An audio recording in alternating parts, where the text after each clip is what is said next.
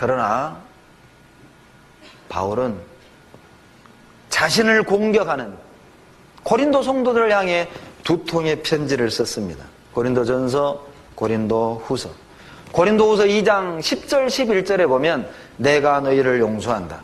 내가 너희를 용서한 이유는 사단에게 속지 않게 하려 함이니라. 우리가 사단의 괴계를 알지 못하는 바가 아니로다. 바울은 알았습니다. 사단이 그 사이에 개입됐다는 걸 안 거예요. 그래서 고린도 성도들이 억지를 부리고 비난을 하고 욕을 한다 할지라도 바울은 문제가 되질 않았어요. 왜냐하면 그 이면에 마귀가 있는 걸 알았거든요. 그리고 용서한 겁니다.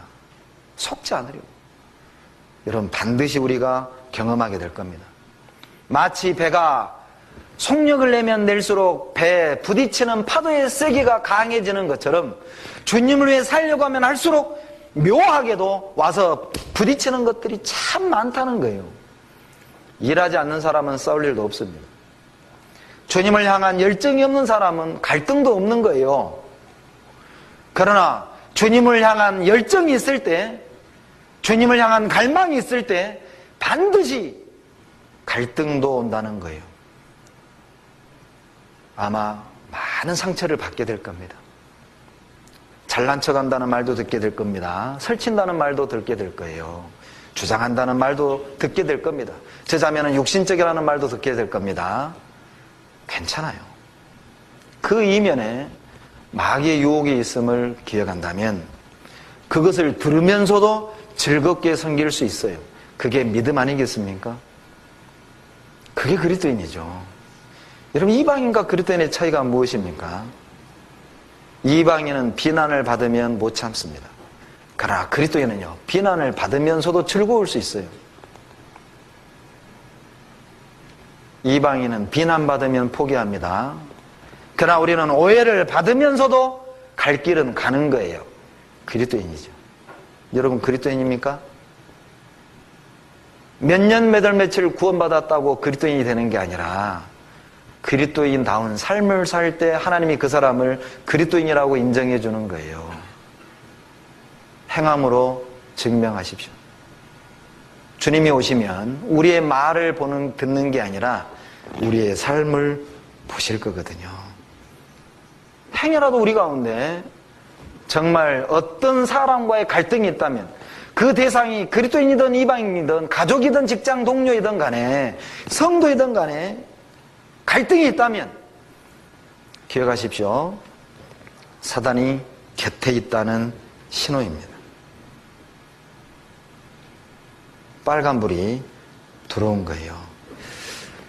어떤 청년이 무디에게 물었습니다. 선생님, 정말 완전한 교회를 소개해 주세요.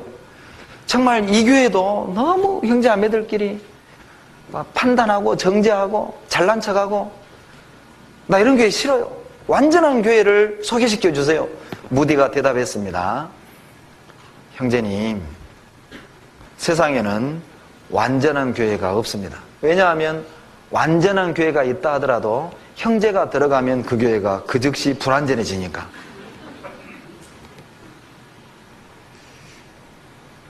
너를 봐라. 다 똑같다. 완전한 걸 찾지 마셔요. 그 속에서 역사하시는 하나님의 은혜를 보세요. 놀랍지 않습니까? 우리가 그렇게 싫어하는 그 사람을 통해서 하나님이 역사한다는 것이죠. 놀라운 은혜입니다. 내가 볼 때 정말 불완전해 보이는 교회를, 이 교회를 통해서 주님이 능력을 나타내신다는 거예요. 하나님의 눈으로 보셔야 됩니다. 또 언제 사단이 우리를 유혹합니까? 바로 가난과 고통이 길어질 때예요. 가난과 고통이 길어질 때 주님이 베푸신 은혜를 보기보다는 내가 당한 고난만 보여지는 유혹을 받는 거예요. 여러분, 처음 우리가 고난받을 땐, 처음 우리에게 가난이 찾아올 땐 하나님 뜻이다. 뭔가 하나님의 선하신 목적 아래 계획이 있기 때문에 하나님이 내게 주시는 가난이다, 고난이다 믿음으로 받지만 이것이 5년, 6년, 7년 길어지면 흔들리는 거예요. 왜 나만? 왜 나에게만 이런 일이 있습니까? 하나님이 이제껏 내게 베푸신 은혜는 온데간데 없고 내 앞에 널브러져 있는 답답한 고난만 보는 겁니다. 그런 유혹을 우리가 받게 돼요. 은혜가 가려지는 거예요. 있는 건 안 보이고 없는 것만 보는 거예요. 욥이 그랬습니다. 욥기 3장 보시죠.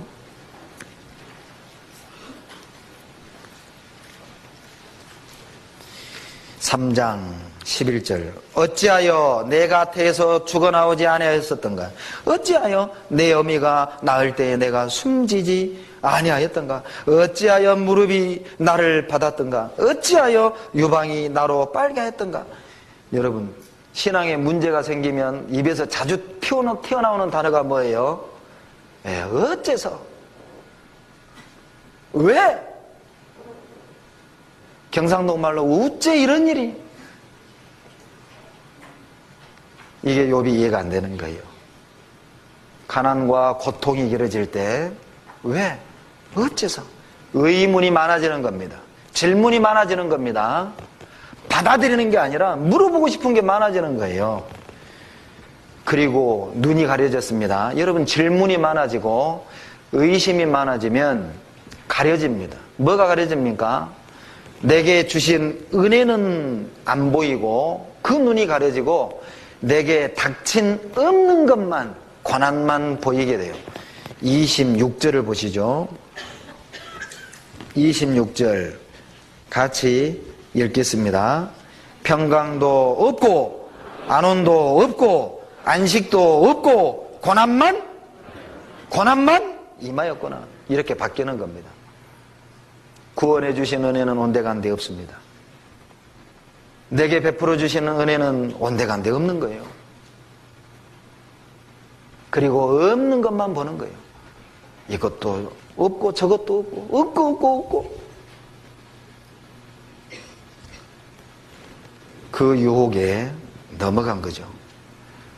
또 언제 사단이 우리를 유혹합니까?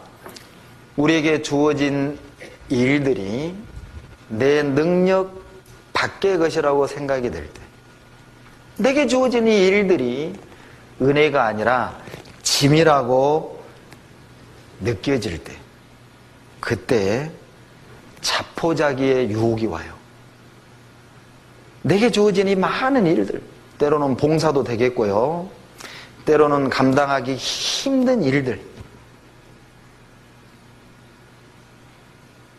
그런 것들이, 내게 주어진 모든 것들이 나 도저히 못 이기겠다, 나 못하겠다, 짐으로 느껴질 때 현실을 도피해 유혹이 오는 거예요.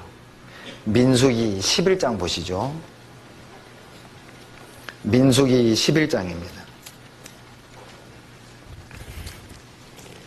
13절 214페이지. 이 모든 백성에게 줄 고기를 내가 어디서 얻으리까? 그들이 나를 향하여 울며 가로되 우리에게 고기를 주어 먹게 하라 하온즉. 14절 15절 같이 읽죠. 책임이 심히 중하여 나 혼자는 이 모든 백성을 질 수 없나이다. 주께서 내게 이같이 행하실진대 구하옵나니 내게 은혜를 베푸사 즉시 나를 죽여 나로 나의 공고함을 보지 않게 하옵소서. 놀랍지 않습니까? 대선지자 모세의 입술에서 나온 기도입니다. 하나님, 나 죽여주세요. 왜요? 고기 달라고 아우성인 백성을 보고, 하나님, 내가 200만 명에게 줄 고기가 어디 있습니까? 이 책임 나 너무 중합니다. 차라리 나 죽여주세요. 여러분, 우리 그런 때 있죠. 우리도 너무 힘들면, 사는 게 너무 힘들면 하나님 빨리 오셨으면 좋겠다. 이건 좋게 표현한 거고요. 우리식으로 표현하면 하나님 나 좀 데려가 주세요. 그런 경우 있잖아요. 기억하셔야 됩니다. 사단의 유혹에 넘어간 겁니다. 봉사가 짐으로 여겨질 때, 신앙생활이 짐으로 여겨질 때 사단은 그때 내 곁에 있었던 거예요. 언제 또 우리를 유혹합니까? 기대했던 결과가 아닐 때, 그때 다 놔버리고 싶은 유혹을 받죠. 지난 대집회 때 어머니가 말씀을 들을 줄 알았습니다. 지난 대집회 때 남편이 말씀을 듣고 구원받을 줄 알았어요. 친구가, 아내, 직장 동료가 말씀을 들어줄 줄 알았는데 당일날 펑크내는 거예요.